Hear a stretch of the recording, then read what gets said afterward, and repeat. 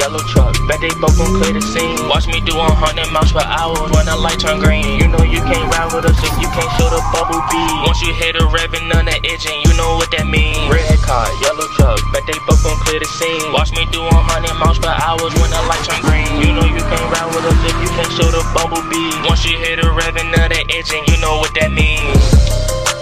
All right, y'all, working on an S10. It's a 99. Brake pedal goes all the way to the floor.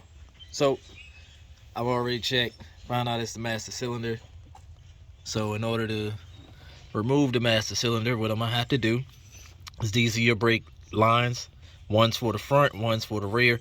Don't quote me on the order of which one is which, but one's for the front, one's for the rear. So I'll remove these two. And then you got this nut here and that nut over there.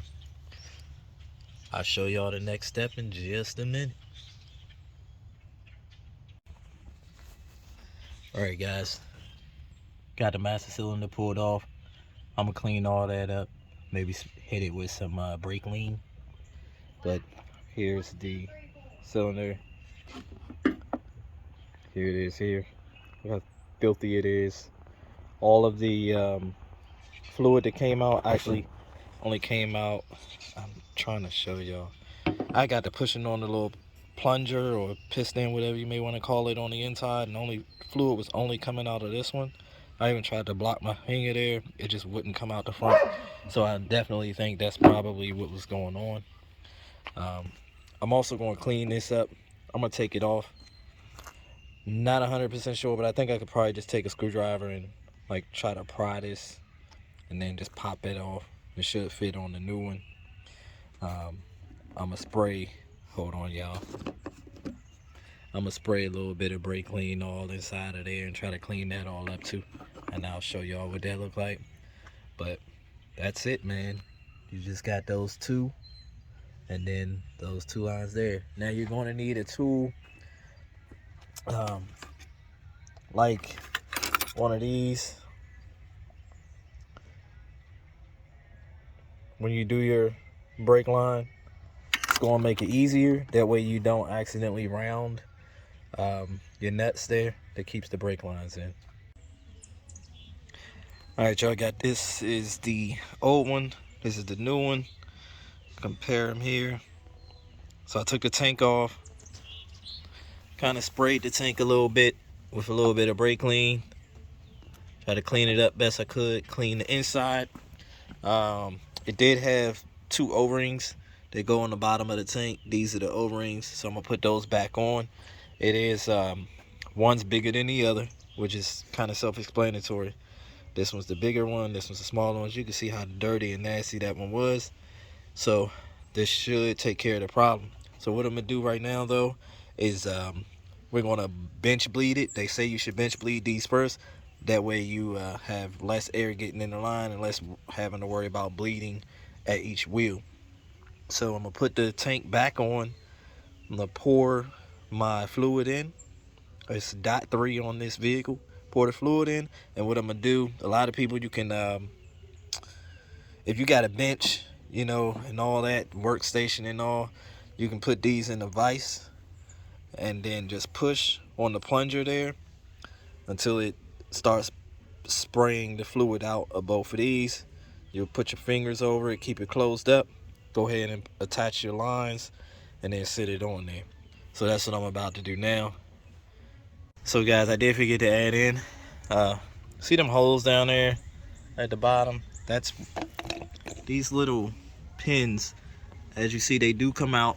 I just tapped mine out, used a screwdriver first, and then that really didn't help me that much. It got it parted away. So what I wound up doing was I took a nail, a longer nail about that small, and just tapped on the end of it until I tapped them out. But whatever way works best for you. So like I said though, I'm gonna go ahead and put it on. Actually, I'm gonna put the washers on the bottom, and then I'll put this in place, put the little pins through, put fluid in, push the piston, let it squirt out, and put it on. Alright guys, so as you see, I put it back on. I put fluid inside. I just held, what I did was I held it in my hand. I set this end up against the wall and I pushed on the plunger with a screwdriver until I left those just like that, until this one started squirting and I started seeing it ooze out of the bottom of there. So what I'm gonna do is I'm gonna pop this off, put that line in, screw it on, pop that one out, screw it in. And after that, we go in, hit the brakes a little bit, do a little bit of bleeding, and we should be done. You gotta excuse the it winded up raining on me. So the next step, like I said, was going to be bleeding the brakes, but I winded up running into a problem. So as I was bleeding the brakes, see the ground's a little wet, but as I was bleeding, I was over on that other side over there. You see this big nice puddle under there? So it looks like I got a leak. I was trying to see where it was. It's right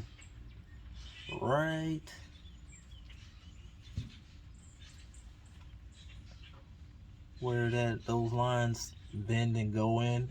They actually go above, I believe that's the charcoal canister. And I'm not sure if that's where there's like a split for the left and right side, or if there's a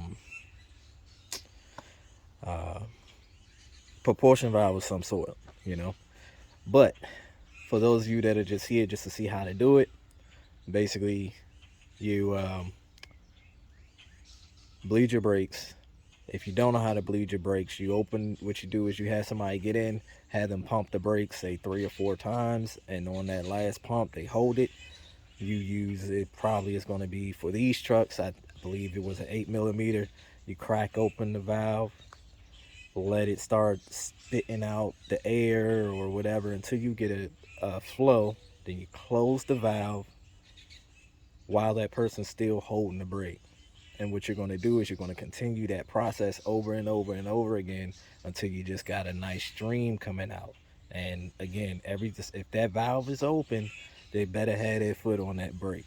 All right, so you close that up, and then you start from the back, furthest away is from everything I've been seeing. You start from the furthest wheel away and you work your way closer to the master cylinder, which is up front. All right, so I got to figure out that brake line. But you guys, once you do that, at that point your brakes should be nice and tight. If they aren't, then you may have something going on with your ABS. You may have air in that system, and I heard that there's a trick that you can do, and that trick is basically going out, finding you, like this, my driveway might be long enough for me to do it, and with it being wet out, you know, you get up to maybe 10 or 15 miles per hour and stomp on the brake and get the ABS to activate. And that's just if you don't have access to a computer or something like that where you can get the ABS to activate while you're sitting still. And I've watched a couple videos just like you guys, and it actually worked. So all right, that'll be it for this. Maybe I'll show y'all once I find the lines and things like that. That might be another video, but otherwise, hope you enjoyed. As always, walk with me. Peace.